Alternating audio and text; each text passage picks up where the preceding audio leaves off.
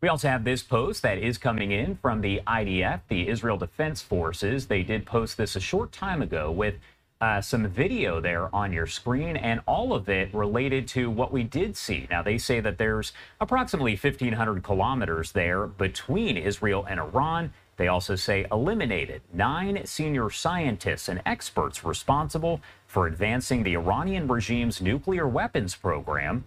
All of the eliminated scientists and experts, eliminated based on intelligence, were key factors in the development of Iranian nuclear weapons. A lot to discuss here, and we are going to be speaking with experts all throughout the day. I do want to bring in Eylon Levy. He is the former Israeli government spokesperson. You saw him quite a bit here on Live Now from Fox during those press briefings, answering questions from members of the media. Eylon, thank you so much for taking the time to be here with us today. Glad to be here. And first off, I do want to ask you overall what the situation is like for so many people right now who are there in Israel. As all of this is going on, folks are kind of having to stay near those shelters. Explain to me what the situation is like for the civilians there. Yeah, Israelis are unfortunately well trained what to do during an emergency when there are rocket alerts. We've had nearly 2 years of sirens basically every day because of rockets from Gaza, Lebanon, Yemen. But this time is different because the Iranian regime is launching dozens of ballistic missiles at Israel in every barrage, trying to overwhelm Israel's defenses. And that means missiles are getting through. And today we woke up, not that anyone had much sleep overnight, to the news that 3 people were murdered overnight in Iranian ballistic missile attacks that hit residential buildings. Israel has a very effective protection system for the home front. First, we get an emergency alert on our phones saying, stay where you are, don't move, you might have to go to a rocket shelter. Then another alert saying a siren is coming, and then another alert saying the missiles are on their way, go to a rocket shelter now. And there is no panic. Israelis are trained. There is a quiet stoicism here, but certainly anxiety because we're dealing with a threat that we've never faced before, direct missiles landing in the center of Tel Aviv. But it's a risk that Israel has decided we have to take because Iran going nuclear would be the worst possible scenario. I also wanted to ask you, and you and I have talked about this before, but what is maybe one misconception or a few misconceptions and misunderstandings that people have about the situation that is ongoing there in Israel as we have these attacks coming from multiple fronts? Yeah, we hear this sort of unhinged narrative coming out on the left, and I came across this in a debate on Al Arabiya just last night, that Israel is pursuing war for war's sake and is just bombing neighboring countries for no reason. The truth is that Israel wants to live in peace with its neighbors. The problem is Israel is surrounded by neighbors that don't want it to exist at all. The conflict we have with the Iranian regime is that Israel wants to exist, the Iranian regime doesn't want Israel to exist, and it's pursuing weapons of mass destruction to destroy the country completely. So the reason Israel is taking action against Iran is because the threat of a nuclear-armed Iran with tens of thousands of ballistic missiles is existential, and you can't downplay it.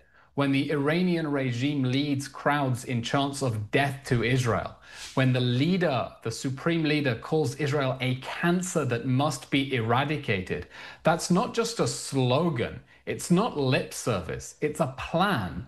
The Iranian regime filled the Middle East with proxy armies, Hamas, Hezbollah, the Houthis, so that one day it could use them to physically and literally destroy the state of Israel. And that is why Israel is taking action now, before it's too late, to stop it from getting nuclear weapons that it could use to wipe this country out. One thing that stood out when Prime Minister Netanyahu was talking, he wanted to make it clear that Iran does have enough enriched uranium to make 9 atomic bombs, which when you hear that just sounds incredible. It sounds terrifying. So is that information that folks there knew before this, or is that new information that came out and shocked people? The fact that Iran has enough highly enriched uranium to build several nuclear bombs is not new. It's public knowledge. The IAEA has already said Iran has 400 kilos of uranium enriched to 60% purity. Now, not to get into the weeds about the science, but that's near weapons grade. It's only a short hop to making it suitable for nuclear weapons. It would take Iran a week or two to convert it if they made the decision. What is new is that Israel says it identified accelerated movements towards weaponizing that uranium, that the Iranians are actively working on how to turn that uranium into a bomb.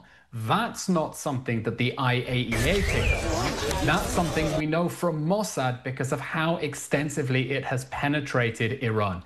And that shouldn't be surprising, because in 2007, when Israel destroyed Syria's nuclear reactor, and thank God Bashar al-Assad doesn't have nuclear weapons now, right? That information came to light because Mossad found out that the Syrians were building a nuclear reactor with the help of North Korea. The US didn't know about that. It was thanks to Israel's top-class intelligence that we found out about that threat of an authoritarian regime trying to build nuclear weapons. And now, for the third time in history, Iraq in 1981, Syria in 2007, and now Iran, Israel is using its top intelligence to step in and save the world from a tyrannical regime getting weapons of mass destruction.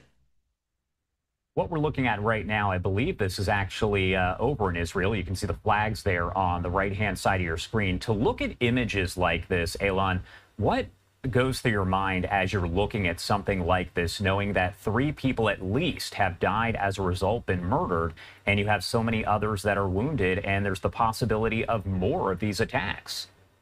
These scenes of destruction of residential buildings in Israel are, of course, alarming, because we know that when we have sirens and we have to run downstairs into the basement, into a bomb shelter, you don't know if there's going to be an apartment to come back to.